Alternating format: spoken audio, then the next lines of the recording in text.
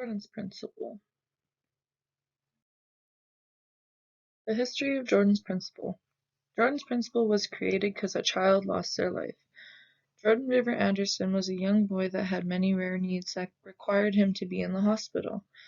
He was in the hospital for over 2 years. Jordan needed to be put in a special home care, but the federal and provincial government both had disagreements on who would be able to fund him for the things he needed at home for his medical reasons.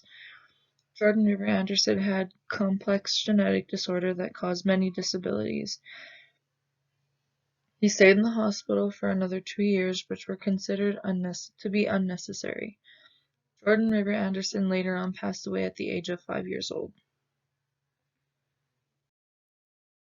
A picture of Jordan River Anderson.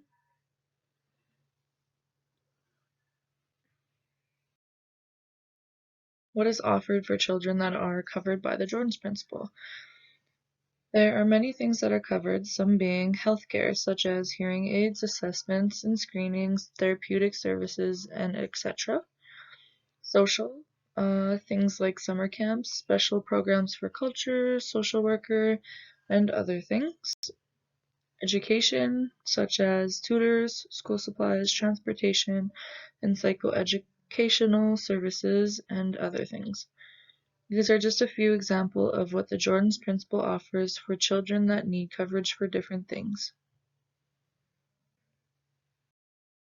Important facts. Jordan's Principle has accepted 691,000 people so far from July 2016 to July 31st, 2020.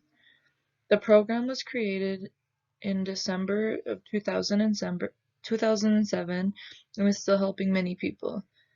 It is used to help Indigenous children have the equal rights to non-Indigenous children. It was created by the Canadian Human Rights Tribunal. Current issues impacting the Jordan's Principle. Many people get denied funding for the Jordan's Principle. There is a few cases that are denied through the courts, as stated by Blackstock 2012.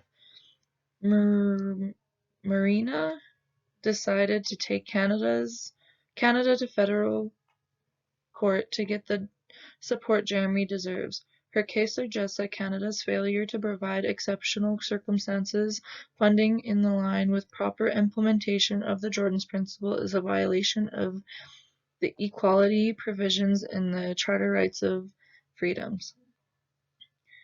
The First Nations Child and Family Caring Society 2014 states Human Rights Tribunal stating that the federal government's current interpretation of the Jordan's Principle is narrow, restrictive, ambiguous, unlawful, and discriminatory, causing denial and delay of services to children in need. This meaning that it states that funding all of these things, but only really funding children with limited resources, as well as the delay in receiving funding. It takes about 48 hours for a child to get the funding that they need for the Jordan's Principle.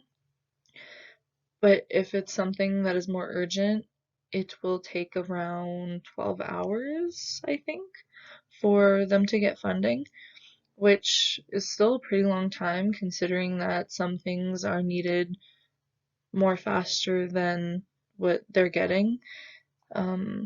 A child shouldn't be having to wait for proper health care that they need. A child shouldn't be waiting for the proper cares that they need because they're children. They should automatically get this type of funding through either their reserve or an INAC or even the Jordan's Principle. All of these fundings should be quick and easy for children to access or parents to access for their children.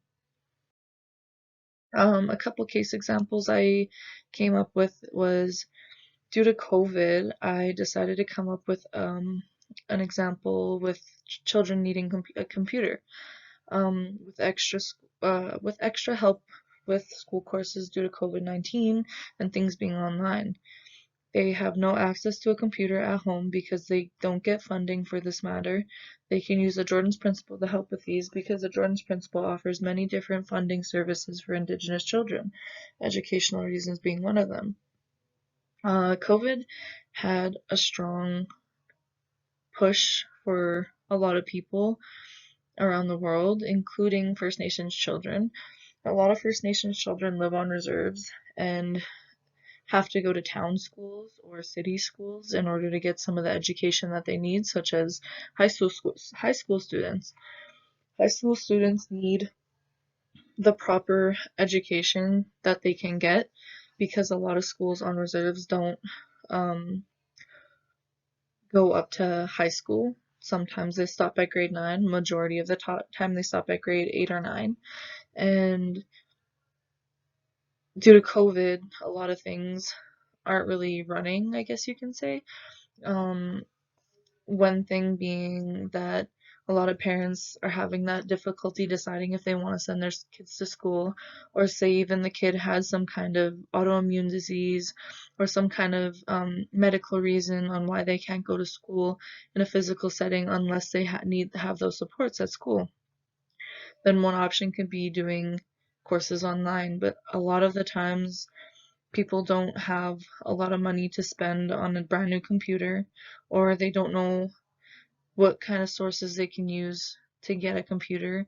Um, Fortunately for me, my reserve funded me for my computer and also my siblings with a computer. But sometimes children don't have these type of fundings available for them. So what the Jordan's Principle can be used for here is to get them the school computer or a computer for school, and so that they're able to do their schoolwork at home. I also came up with another case example. A child needing a special teacher for a speech impediment. This, or the Jordan's Principle, would be there to help fund this child by getting the child a teacher that can help them with their learning.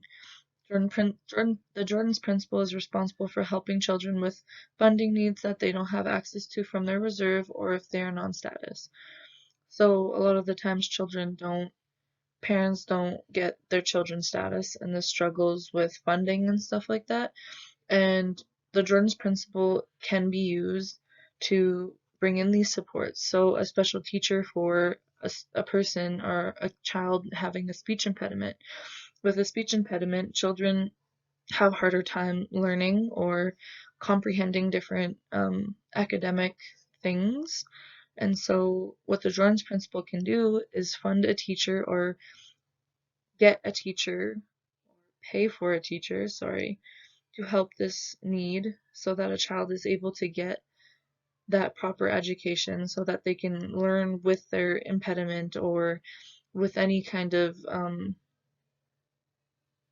need that they have, like with, I don't know, but speech impediment, yeah, they could fund a teacher to help them learn and comprehend the stuff that they need to learn, or they can, help them with their needs. That's what the Jordan's Principle is used for. And a lot of people aren't just now, as of 2 years, since I've learned about the Jordan's Principle, have come up with using or applied for the Jordan's Principle. When I first learned about it back in 2018, there was only around, I say, just over a little half of 100,000 people that I applied for it. But now there's over 691, I believe. I can't remember what I just read, but there's over 600,000 people that have applied within the past 2 years, which is crazy. And I'm glad people are finally able to get the funding that they need and utilize the Jordan's Principle because it's there for a reason. It's there to help the children. But this is my presentation on the Jordan's Principle. I hope it helped you understand it more clear. Yeah, thank you.